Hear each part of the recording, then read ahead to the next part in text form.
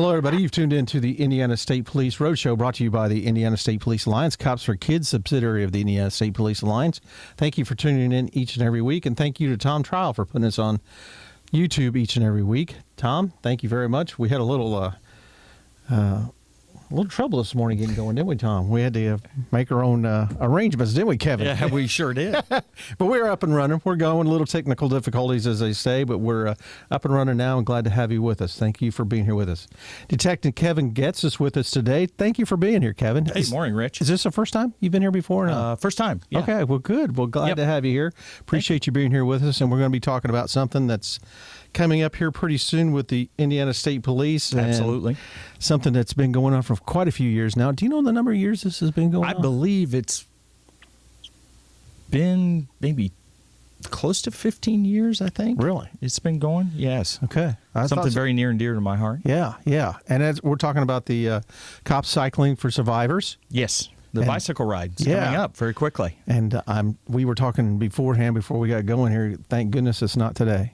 Oh, well, yes. But it has been warm before that you guys have been riding. There's been a few days where it's been a little toasty, to say the least. Indiana weather just doesn't cooperate a lot of times. Wait 5 minutes and it always changes, doesn't it, Rich? Well, let's talk a little bit. What is the Cops Cycling for Survivors? Well, Cops Cycling for Survivors Foundation is an organization that is dedicated to perpetuating the memory of fallen law enforcement officers throughout the state of Indiana. We also pay our respects and honor those fallen officers, as well as meet and support our surviving family members and department members. When we speak of survivor, it's family, father, mother, spouse, children, extended family.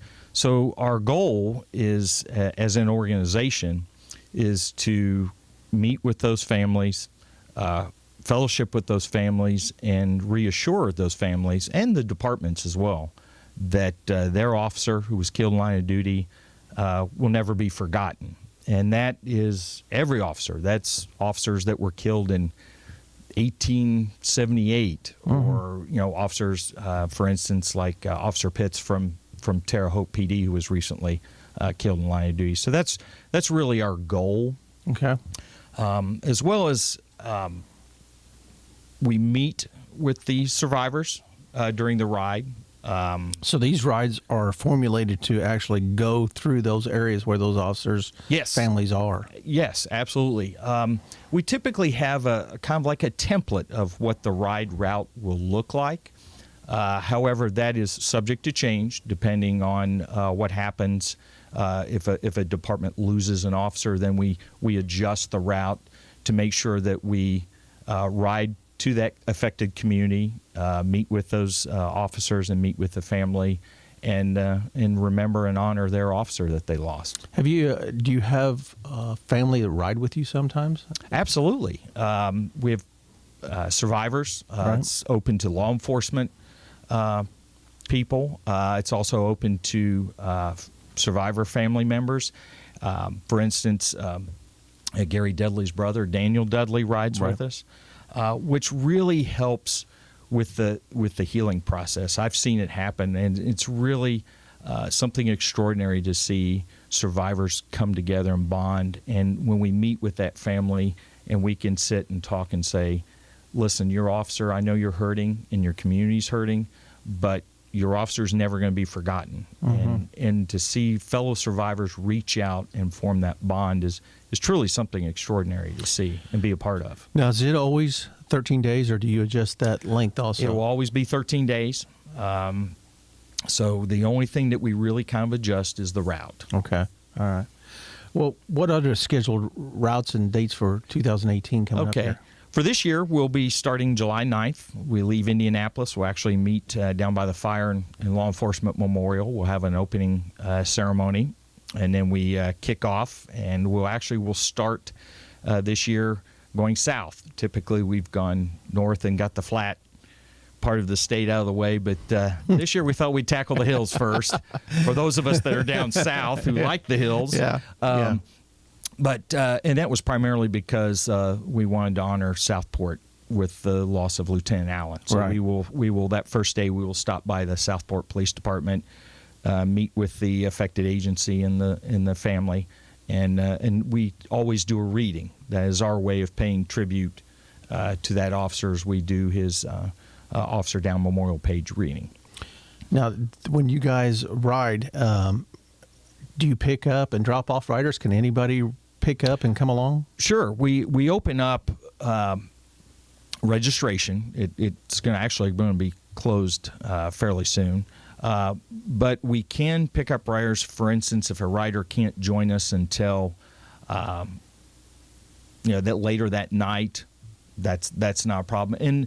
And no riders are under any obligation to go all 13 days. Right. It's really about how many days, what you can do. We've had a lot of one-day riders or two-day riders. Now, if you can do the weekend or something. Or weekend or maybe three-day riders. When I first started riding, I was not really sure what I was getting into, so I signed up for 5 days to get a feel for what it is. So riders aren't under any obligation to have to do a set number. It's whatever they can contribute, and that's what we look for is in having more riders helps us spread the word and spread the message of what our organization is and what we're about. Now, you guys raising money for this also during the time, or how does that work out? Yes, we also raise money. Each rider is under an obligation to raise $75 per day for however many days you're riding. And then that funding is then used to help support various scholarships that are named for fallen officers, foundations. A great example is the Scott Patrick Flag Foundation, Right. as started by Melissa Patrick. We support her, and then she subsequently uses that funding to purchase flags that are then given to every officer that's killed in line of duty in Indiana currently. Right. In other words, if there's a funeral, line of duty funeral, she supplies the flag that is then draped over the casket. Yeah. And she also does that, I believe, also for any state police or highway patrol in the state in the United States. Okay. So we support those foundations that help perpetuate the memory of a fallen officer. Now, how did you get started with this ride? What brought you to this point? I got started. Our current board president, Monica Zahaski, is a Bloomington City officer. She had been riding with Gary Dudley for some time. When he initially did his ride from Indiana to D.C. for the Unity Tour, and then subsequently changed and wanted to ride around the state of Indiana. And she had been kind of nudging me and kind of pushing me to do this. And I'd always say, well, my children are small. I don't really have an opportunity to. And then that fateful August day in 2006 really changed my world, because I understood after that this was something I had to do. When Lieutenant Dudley was killed on the ride. Yes. And I had a special connection with him. He was partially responsible for my wife and I, Debbie, getting married when I was in the academy. So here was this connection with this man. And I knew then this was something I had to do. And I talked it over with my wife, and Debbie said, yeah, this is something you have to do. So I bought a bicycle. And in 2007 was the first year that I participated with the ride. And I was scared. What am I getting myself into? What is this? I don't want to be the slow guy that keeps the group from. Right. And as I rode and I started forming bonds and friendships with various law enforcement officers from around the state and survivors, I knew this was something that I could be passionate about. And I think the big part of it was, as you ride and you meet with survivors and you form a bond with those survivors,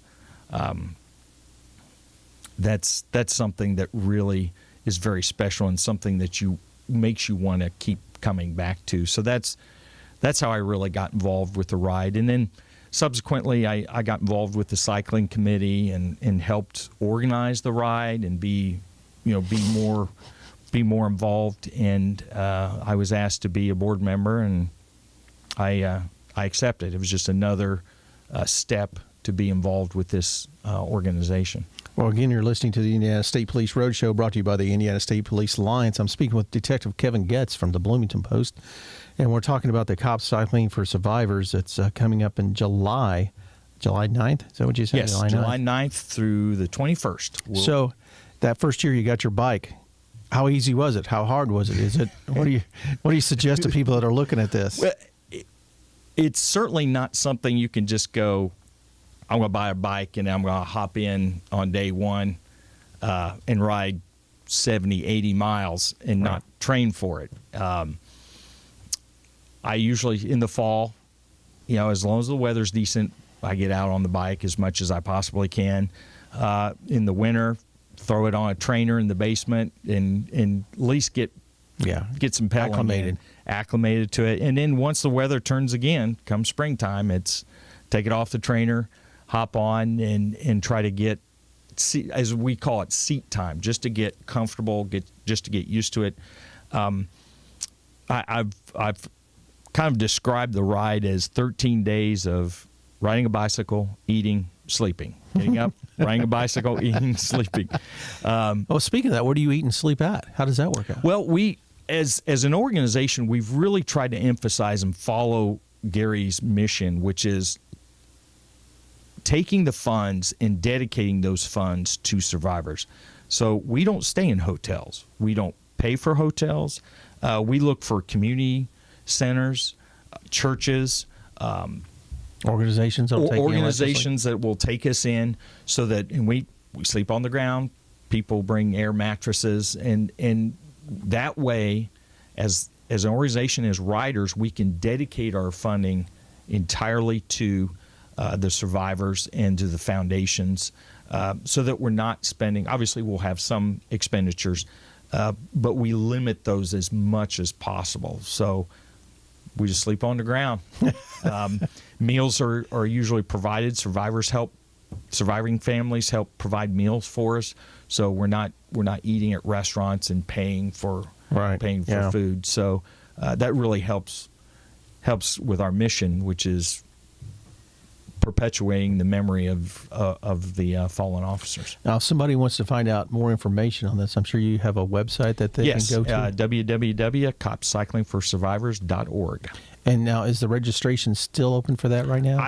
I believe so, but it's going to be closing very shortly, and then all funding has to be done by July 1. We need to make sure that everyone has their money raised as we're kicking off on July 9th. Now, July 9th, I know I've come last few years to your opening ceremony, and is that 9 o'clock, 8 o'clock? I believe so. It's around 8 or 9 o'clock. We try to kick off about 9:30 as far as getting on the bike and actually getting on the route. Yes, and leaving. And you'll have a motorcycle escort that first part as you leave out of here. Yes, we actually, with much gratitude to the Indiana State Police and the motor units, those guys are fantastic. I can't say enough about what they mean to us as cyclists, because they help really keep the cars off of us. Yeah. Yes, we can have 30 or 40 riders one day, or 15 to 20 riders one day, but they really help keep us safe. That was obviously a primary goal with the organization when it comes to the cyclists. And those guys have just done, every year, have stepped up and have meant a lot to our organization. And as a cyclist, I can tell you, it's nice knowing I don't have to worry about traffic. I can just focus on riding my bike, because there's days, there's tough days, there's days that you feel great and you could ride 150 miles, and there's other days, man, I just want to get off this thing.